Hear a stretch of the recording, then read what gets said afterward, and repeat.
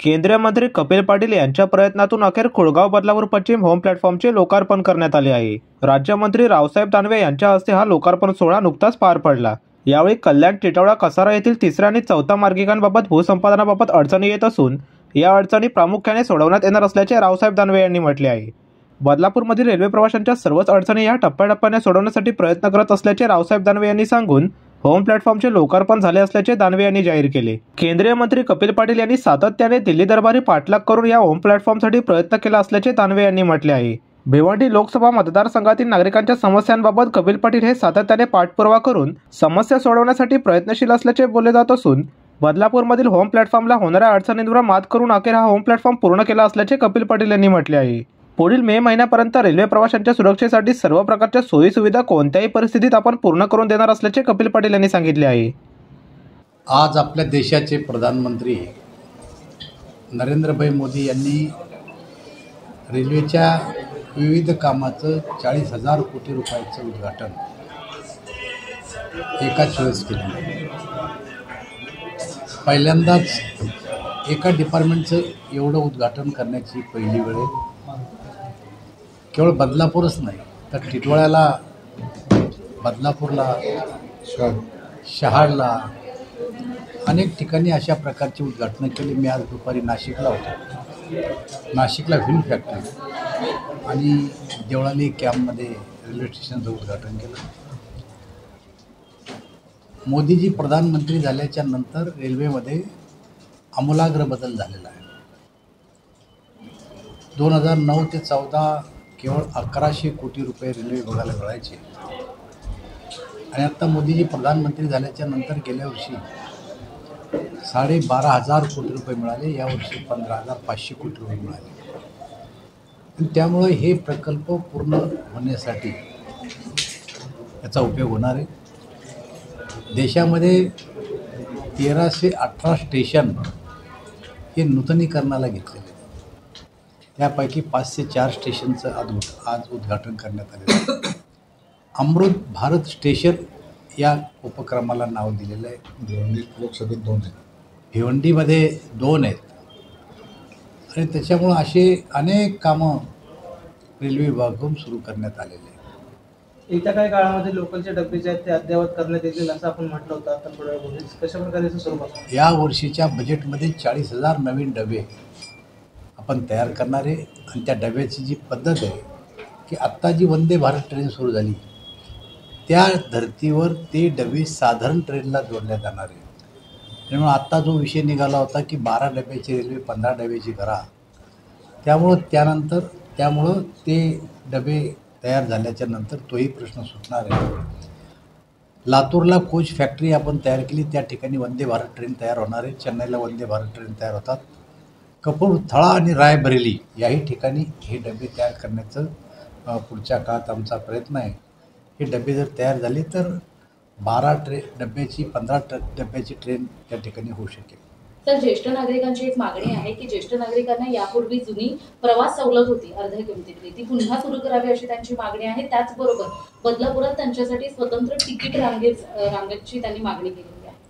असं आहे की रेल्वेमध्ये वेगवेगळ्या प्रकारच्या कॅटेगरीच्या सवलती होत्या। अपंगाला होत्या, आजारी लोकांना होत्या, स्वातंत्र्य सैनिकाला होत्या, विद्यार्थ्याला होत्या, ज्येष्ठ नागरिकाला होत्या, अशा वेगवेगळ्या प्रकारच्या सवलती होत्या। परंतु आता रेल्वे एकूणच 55% सवलत सर्व नागरिकांना देते। मी सांगितलं आपलं की 100 रुपयाचं तिकीट जर काढलं तर 55 पैसे तोटा हा रेल्वेला सहन करावा लागतो। याचा अर्थ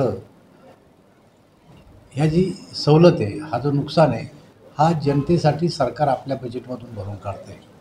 त्यामुळे ही एक प्रकारची सवलत आहे जी या वर्गाला।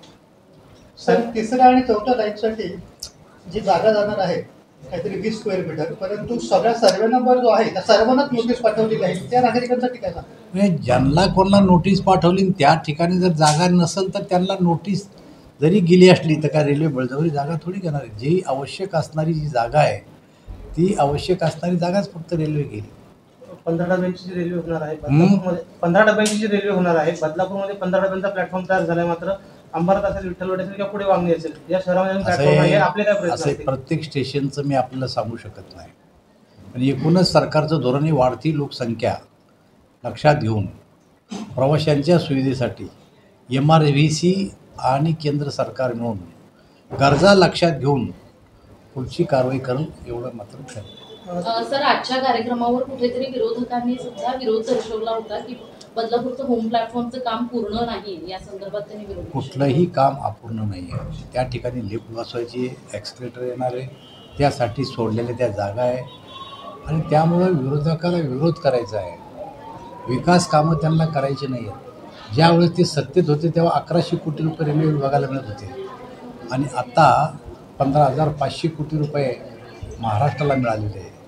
त्या टायमाला त्यांना त्यांच्या काळामध्ये कामं करून घेता नाही आले. त्यांना असं वाटतं आता यांच्या काळात कामं होऊ राहिले, त्यामुळं केवळ लोकांचं नजर दुसरीकडे नेण्यासाठी हे त्यांचा विरोध करतायत.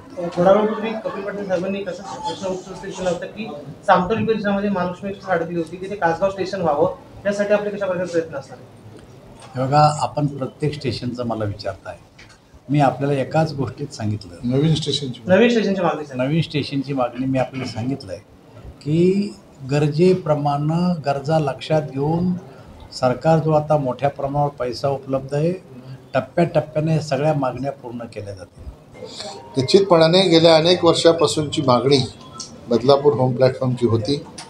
2014 साली भिवंडी लोकसभा क्षेत्रातील लोकांनी मला खासदार केल्यानंतर तेव्हाचे DRM निगम यांना घेऊन मी सगळ्या सहकाऱ्यांसह बदलापूर होम प्लॅटफॉर्मची पाहणी केली आणि त्या दिवशी खऱ्या अर्थाने ती मुहूर्तमेढ रोवली गेली की या ठिकाणी बदलापूर होम प्लॅटफॉर्म करायचं आणि मग MRVCच्या माध्यमातून तो प्रस्ताव पाठवला गेला. त्या प्रस्तावाला मंजुरी मिळाली. काम निश्चितपणाने डिले झालं, परंतु आज लोकांच्या सेवेमध्ये बदलापूर होम प्लॅटफॉर्म हा हजर झालेला आहे. निश्चितपणाने बदलापूरवरून प्रवास करणाऱ्या प्रवाशांसाठी खऱ्या अर्थाने ही पर्वणी आहे. थोड्याफार प्रमाणात त्यांच्या प्रवासाच्या सुविधेमध्ये आम्ही भर घातली असं म्हटलं तर वावगं ठरणार नाही. मी त्यांना झालेल्या त्रासाबद्दल दिलगिरी व्यक्त करतो आणि रेल्वे प्रशासनाने फार मोठ्या प्रमाणात प्रयत्न करून हे होम प्लॅटफॉर्म तयार केलेलं आहे. त्यामध्ये जेव्हा हे मंजुरीसाठी प्रस्ताव दिला तेव्हा रेल्वेने नगरपालिकेला प्रस्ताव दिला की आम्हाला आवश्यक असलेली 28 मीटर जागा ही देणं रेल्वेची जागा नसल्यामुळे नगरपालिकेने ती जागा दिली पाहिजे. तत्कालीन सगळेच नगरसेवक असतील, नगराध्यक्ष असतील, तेव्हाचे CO असतील, आम्ही नगरपालिकेमध्ये जाऊन बैठक घेतली तेव्हाही काही लोकांनी विरोध केला होता. मग मला शेवटी असं बोलावं लागलं होतं की होम प्लॅटफॉर्मचं काम कॅन्सल करावं का, इथपर्यंत आमची चर्चा, तर हे सगळे साक्षीदार आहेत त्या गोष्टीचे. नंतर त्याला संमती मिळाली. मग रिक्षा स्टँड जात नव्हता, ही साक्षीदार आहे. हिच्यासोबत मी रात्री 10 वाजता रिक्षावाल्यांच्या त्या रिक्षा स्टँडला भेट दिली आणि त्या ठिकाणी त्यांना शाश्वत केलं की तुम्हाला ज्या पद्धतीने एंट्री पाहिजे त्या पद्धतीची एंट्री नगरपालिकेच्या शिवोनही त्या ठिकाणी बोलवून ती एंट्री तुम्हाला मिळेल अशा प्रकारची शाश्वती त्यांना दिल्यानंतर त्यांनी तिथून रिक्षा स्टँड हलवलं आणि आपल्याला काम करायला त्या ठिकाणी संधी मिळाली. तर आज भूमिपूजन झालंय, मग ही कामं होण्यासाठी किती वेळ लागणार आहे साधारण? मे पर्यंतचा कालावधी त्यांनी आम्हाला सांगितलेला आहे. परवा जेव्हा 13 तारखेला मी ठाण्याला या संदर्भात DRM आणि रेल्वे प्रशासनाची बैठक घेतली तेव्हा 3 लिफ्ट, 5 एक्सलेटर आणि 2 रेल्वे फुटओव्हर ब्रिज हे काम पूर्णत्वास नेण्यासाठी त्यांनी मेपर्यंतची डेडलाईन दिलेली आहे. परंतु काही तांत्रिक अडचणी जर आल्या, ब्लॉक वगैरे नाही मिळाले तर थोडंसं टाईम इकडे तिकडे होऊ शकतो. परंतु रेल्वे प्रशासनाचा प्रयत्न आहे, कारण मोदीजींच्या काळामध्ये आता गतिशक्ती ही संकल्पना आलेली आहे आणि त्यामुळे सगळी कामं ही जलद गतीने होत असतात. आणि दोन्ही मंत्री, रेल्वे मंत्री अश्विनी वैष्णवजी, रावसाहेब दानवे साहेब हे सतत रेल्वे प्रशासनाच्या बैठका घेऊन जी पेंडिंग कामं आहेत ती पेंडिंगची कशी निघेल आणि जी कामं मंजूर झाली आहेत ती जलद गतीने कशी पूर्ण होतील याच्यासाठी सततच प्रशासनाला सूचना देत असतात, आदेश देत असतात. त्याच्यामुळे मला खात्री आहे की त्यांनी दिलेला टाईम पिरियड आहे त्याच्यामध्ये निश्चितपणाने कामं पूर्ण होतील. प्रतिनिधी ऋतिकेश रोकडे, लोकपालक न्यूज, बदलापूर.